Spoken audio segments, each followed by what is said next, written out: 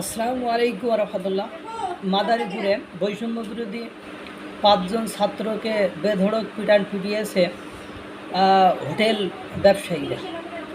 ঘটনা হলো এই যে কিছু কিছু ইউটিউবার আছে, এগুলো বদমাইশ, এগুলোর কোনো নৈতিকতা চরিত্র বলে কিছু নেই।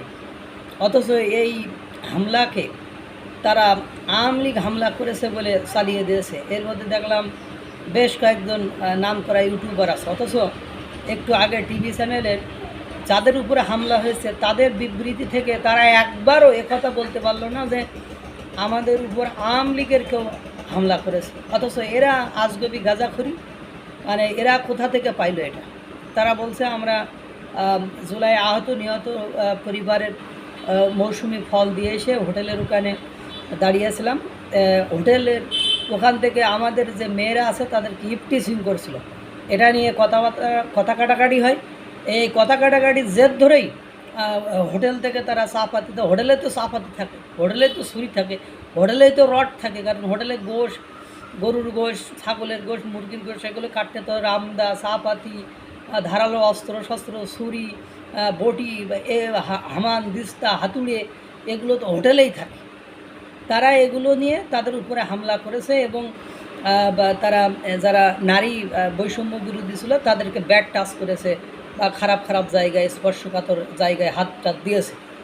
ওরাই নিজেরা বলছে, তারা বলছে এটা হয়তো বা পরিকল্পিত হতে পারে। তো ওরা তো যা ঘটে সবই তো পরিকল্পিত বলে। এই জায়গার না ঢাকা বিশ্ববিদ্যালয়ে এক ছেলে মাঝে হারিয়ে গিয়েছিল, তারা নাকি জিনে তুলে নিয়ে গিয়েছিলো, ছোটোবেলাও তারা জিনে তুলে, এটা নিয়ে আওয়ামী লীগেরা তাকে গুম করেছে, এ করেছে, তা করেছে, কত কাহিনী করলো।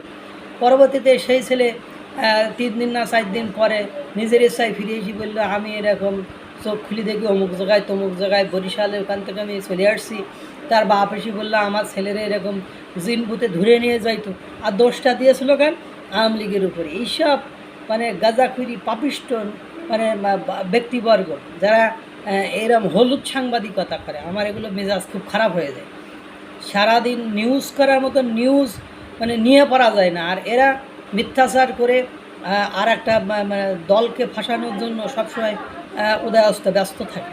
এভাবে করে একটা দেশের জীবনে শান্তি ফেরত আসে? তুমি যতই এরকম করো, তুমি কত হাজার লোককে তুমি কারাগারে রাখবা, তুমি কত হাজার লোককে এভাবে করবে। একসময় ওদের দেয়ালে ফিট থেকে গেলে ওরা যখন সামনের দিকে আগানো শুরু করবে তখন তোমাদের অস্তিত্ব থাকবে। তুমি একটা লোকের নামে মিথ্যা মামলা, তোমার কয় এখন আমার রাগ হলো কি তাদের আমলে আমাদের উপর মিথ্যা করে, তো তুমি সেই একই পথে যদি তুমি হাঁটো, তো তারা মিথ্যা মামলা দেয়, তুমি যদি এসব প্রতিশোধ নাও, তা তুমি আবার একই কাজ করলে তারাও তো আবার একই কাজ করবে। পার্থক্য কোথায়? তো এইসব নোংরামি করতে লজ্জা লাগে না? যারা এইসব, তারা যাদের উপর হামলা হয়েছে তারা একবারও বলছে না যে আমাদের উপরে আওয়ামী লীগ হামলা করেছে। তারা শ্রমিক এদের কথা বলছে, হোটেলওয়ালাদের কথা বলছে, আর এনারা সুন্দর কিন্তু থাম্বনেল লাগাই যাচ্ছে যে আওয়ামী লীগওয়ালারা তারা হামলা করেছে। মানে লজ্জা লাগে এইসব ইউটিউবারদের, এইসব মানে বালপাক না ইউটিউবারদের মেজাজটা খারাপ করে ফেলে। সত্য বলতে কি তোমাদের কুচকায়নি? আল্লাহ তাআলা সকলকে ভালো রাখুক, সুস্থ রাখুক। আসসালামু আলাইকুম।